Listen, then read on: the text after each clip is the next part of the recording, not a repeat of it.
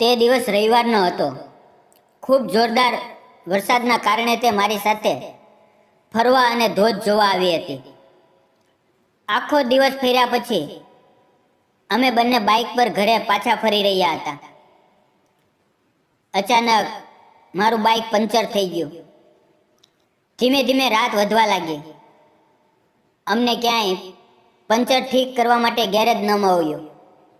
પછી તેણે મને એક હોટલમાં રોકાવાનું નક્કી કર્યું.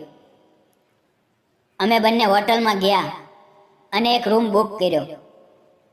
રૂમમાં જઈને અમે ફ્રેશ થયા. ટીવી પર એક ફિલ્મ ચાલી રહી હતી. અમે એકબીજાનો હાથ પકડી લીધો અને તો નમસ્કાર મિત્રો, મારું નામ સંદેશ છે. મારી ઉંમર 28 વર્ષની છે. હું એક ગામનો રહેવાસી છું. ગ્રેજ્યુએશન પૂર્ણ કર્યા પછી મને પુણેની એક આઈટી કંપનીમાં ફ્રેશર તરીકે નોકરી મળી હતી. ત્યારે મારા જીવનમાં એક એવી ઘટના બની જેણે મારું જીવન બદલી નાખ્યું. મારા માટે બધું જ નવું હતું. શહેર, ત્યાંના લોકો, ઓફિસ અને મારું પોતાનું જીવન. અઠવાડિયા દરમિયાનની દોડધામમાં ફક્ત રવિવાર એક એવો દિવસ હતો જ્યારે થોડી શાંતિથી સમય મળતો. પણ તે રવિવાર કંઈક અલગ જ થવાનો હતો. તે દિવસે પુણેમાં ખૂબ જોરદાર વરસાદ થયો હતો. હવે વરસાદ થોડો ઓછો થયો હતો. વરસાદના કારણે પુણેના ઘણા ધોધ પાણીથી ભરાઈને વહેવા લાગ્યા હતા. હવામાં ઠંડક અને ભેજ હતો. મારા મનમાં વિચાર આવ્યો કે આજે ક્યાંક ફરવા જઈએ, ધોધ જોઈએ અને મનને થોડું તાજું કરીએ. મારી પાસે મારું બાઇક હતું. સિંહગઢની પાછળની બાજુએ એક ખૂબ જ સુંદર અને ઓછા લોકોને ખબર હોય તેવી જગ્યા હતી. હું એકલો હતો. પુણેમાં મારો કોઈ મિત્ર કે ઓળખીતું નહોતું. તેથી મેં એકલા જ જવાનું નક્કી કર્યું. પછી રવિવારની સવારે જ હું ધોધ જોવા બાઇક લઈને નીકળી પડ્યો. લગભગ 5-10 કિલોમીટર જતા રસ્તામાં એક સ્કૂટી પર મને એક ખૂબ જ સુંદર છોકરી દેખાઈ. તેણે ખૂબ સારો ડ્રેસ પહેર્યો હતો. તેના લાંબા સીધા કાળા વાળ હવામાં ઉડી રહ્યા હતા. તેનો રંગ ગોરો હતો. મને તેની એક ઝલક જ મળી, પણ પહેલી જ નજરે તે મને ખૂબ ગમી ગઈ.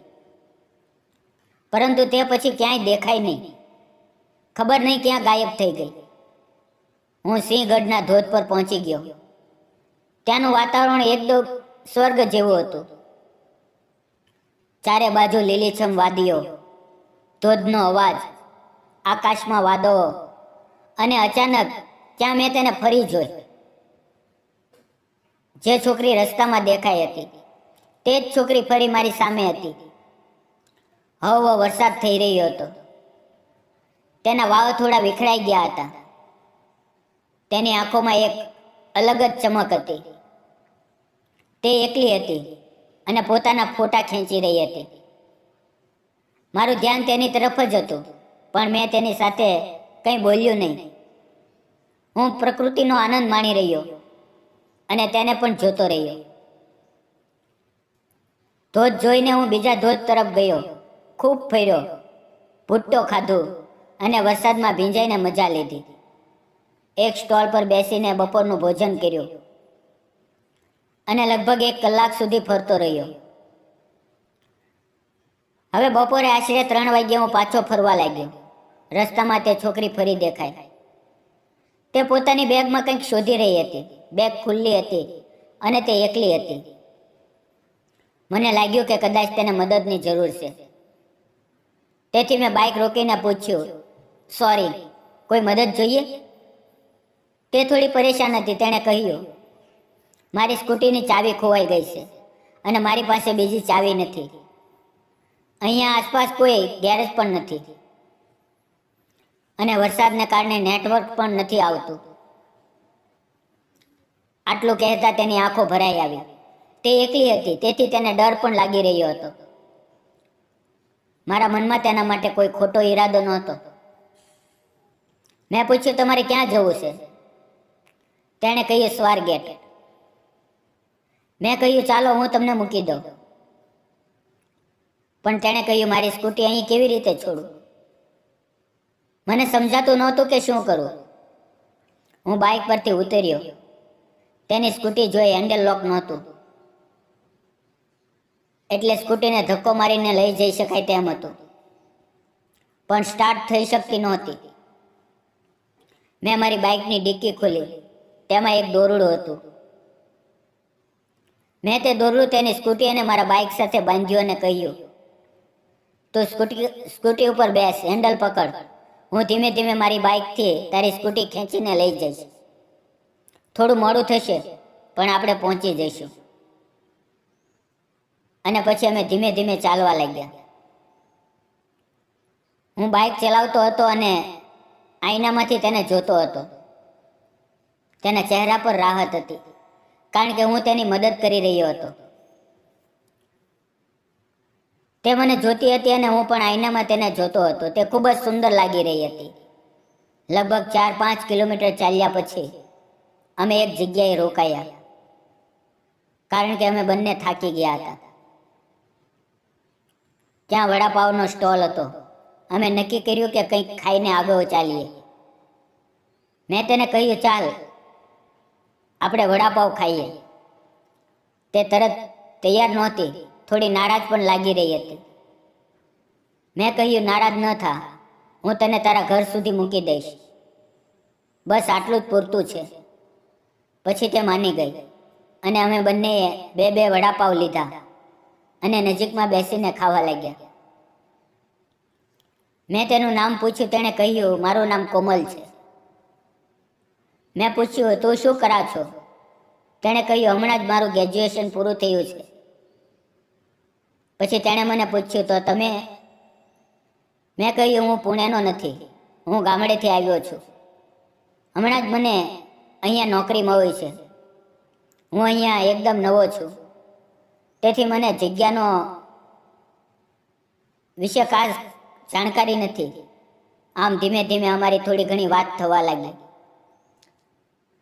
હવે અમે બંને એકબીજા સાથે ખુલીને વાતો કરવા લાગ્યા હતા. તે બોલી થેન્ક યુ. જો તું ન હોત તો આજે મારું શું થાત ખબર નહીં. હું હસીને બોલ્યો થેન્ક યુ શેની માટે? કોઈની મદદ કરવી એ આપણી માનવતાની ફરજ છે. વાતો કરતા કરતા ઘણી વખત અમારી નજરો એકબીજા સાથે મળી રહી હતી. તે ખૂબ જ સુંદર લાગી રહી હતી અને મારું મન તેના પર અટકી ગયું હતું. વડાપાવ ખાઈને અમે ફરી તેના ઘર તરફ નીકળ્યા. ધીમે ધીમે અમે તેના ઘરે પહોંચ્યા. તેનું ઘર ખૂબ મોટું અને શાનદાર હતું. તેના માતા પિતા મોટી કંપનીઓમાં નોકરી કરતા હતા. અમે ગાડી સાઈડમાં લગાવી. મેં કહ્યું ઠીક છે, હવે હું જાઉં છું. પણ તે બોલી રોકાઈ જા, મારા ઘરે આવ, મારા મમ્મી પપ્પાને મળ. તે મને અંદર લઈ ગઈ અને આખા રસ્તાની ઘટના તેના ઘરવાળાને કહી. તેના ઘરવાળાઓએ મારો ખૂબ આભાર માન્યો. તેમણે મારા માટે ચા બનાવી. ચા પીતા પીતા મારી તેમની સાથે સારી ઓળખાણ પણ થઈ ગઈ.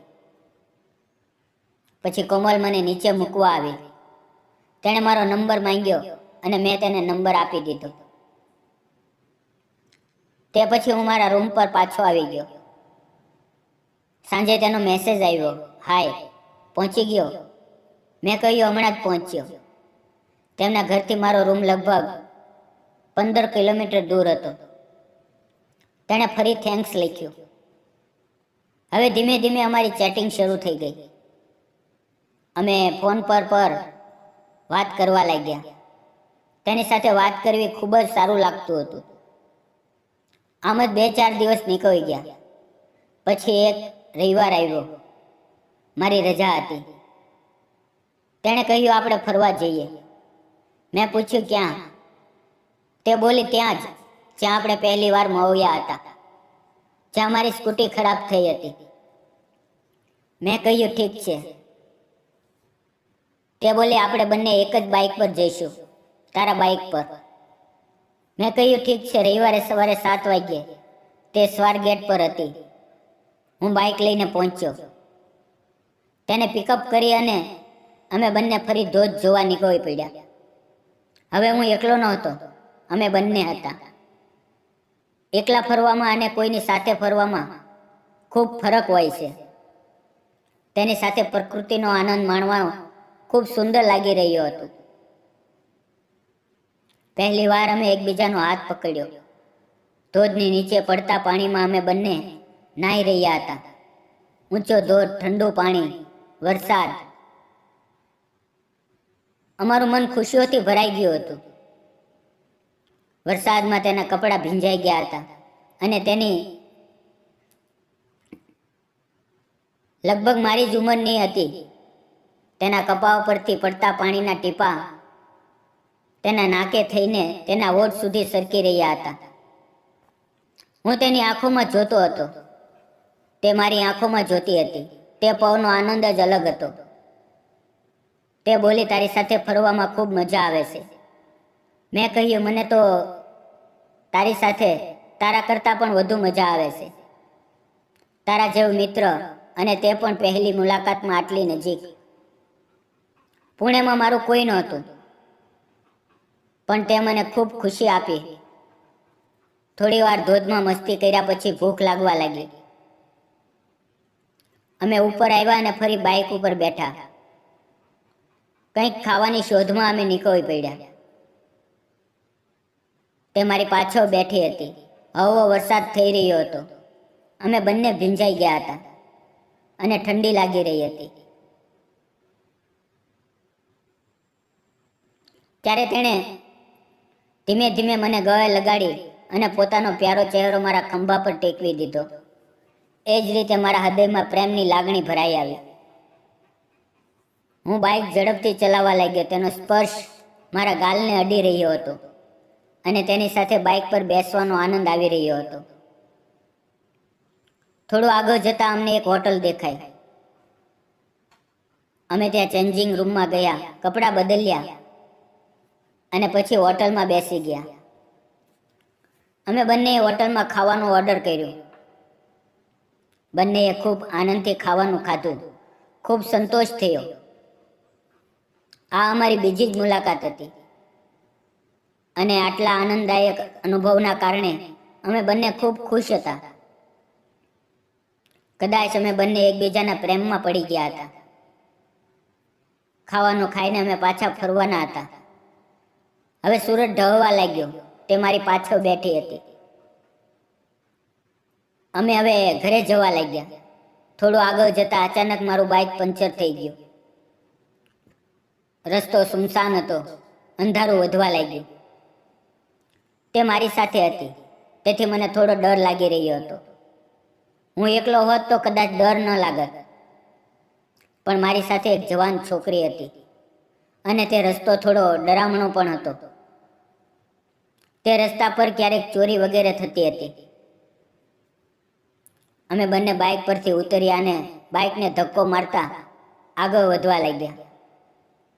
વચ્ચે અમને કંઈ ન મળ્યું, ન ગેરેજ, ન કોઈની મદદ.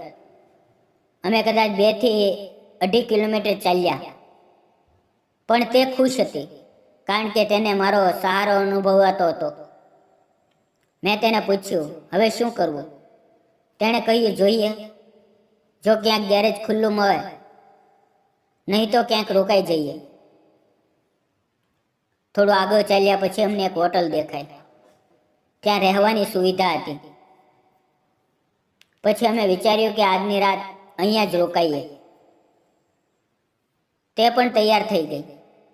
તેણે ફોન કરીને ઘરે કહ્યું, હું આજે આવી શકીશ નહીં, અમારું બાઇક પંચર થઈ ગયું છે. તેમના ઘરવાળા ભણેલા ગણેલા હતા, તેથી તેમણે સમજી લીધું. પછી અમે બંને તે હોટલમાં ગયા. અમે એક રૂમ બુક કર્યો. રૂમ ખૂબ સુંદર હતો. અમે બંને અંદર ગયા, ફ્રેશ થયા. આખો દિવસ ફરવાના કારણે થોડી થાક લાગી રહી હતી. 5-10 મિનિટ આરામ કર્યા પછી હોટલમાંથી ખાવાનું ઓર્ડર કર્યું. હવે રાત વધવા લાગી. આશરે 9:30 વાગ્યા હશે. રૂમમાં ટીવી હતું. ટીવી પર મેં એક ફિલ્મ લગાવી. અમારા હાથ એકબીજાના હાથમાં હતા. અમે બંને એકબીજા તરફ ફરીને જોવા લાગ્યા. અમારી નજરો મોઈ. અમે એકબીજાને ગળે લગાડ્યા. તે પળ અમારા માટે ખૂબ આનંદમય હતી. સવારે નાસ્તો અને ચા કર્યા પછી અમે ત્યાંથી ચેકઆઉટ કર્યું. ત્યાંના મેનેજરને પૂછ્યું, અહીંયા આસપાસ કોઈ પંચર ઠીક કરવાની જગ્યા છે? તેણે કહ્યું, અહીંથી 1.5 કિલોમીટર આગળ એક ગેરેજ છે. પછી અમે બાઇક લઈને ગેરેજ પર ગયા. પંચર ઠીક કરાવ્યું અને તેને ફરી બાઇક પર બેસાડી. અમે બંને પોતપોતાના ઘરે જતા રહ્યા. હવે અમારી વચ્ચે ખૂબ વાતો થવા લાગી. બંનેને એકબીજા વગર સારું નહોતું લાગતું. પછી અમે આમ જ મળતા રહ્યા. વારંવાર મુલાકાતો થતી રહી. એકબીજા પર પ્રેમ વધતો ગયો. પછી તેણે પોતાના માતા પિતાને કહ્યું, મને સંદેશ સાથે પ્રેમ છે. મારે તેની સાથે લગ્ન કરવા છે. તે ખૂબ સારો છે. તેનું ઘર પણ સારું છે. પછી તેના માતા પિતાએ મને બોલાવ્યો અને પૂછ્યું, શું ખરેખર તને તેની સાથે પ્રેમ છે? મેં કહ્યું, હા, મને ખરેખર તમારી દીકરી સાથે પ્રેમ છે. હું તેને ખૂબ ખુશ રાખીશ. પછી તેમણે મારા માતા પિતા સાથે સંપર્ક કર્યો. તેઓ મળવા આવ્યા. મારું ઘર જોયું. તેમને મારું ઘર ગમી ગયું. બંને પરિવારોએ મળીને લગ્નની તારીખ નક્કી કરી અને અમારા લગ્ન થઈ ગયા. ત્યાં સુધી મારો પગાર પણ ખૂબ સારો વધી ગયો હતો. હવે અમે પુણેમાં અમારો ફ્લેટ લઈને રહીએ છીએ અને એક સુંદર જીવન જીવીએ છીએ. મિત્રો, અમને અમારી પહેલી મુલાકાત આજે પણ યાદ આવે છે.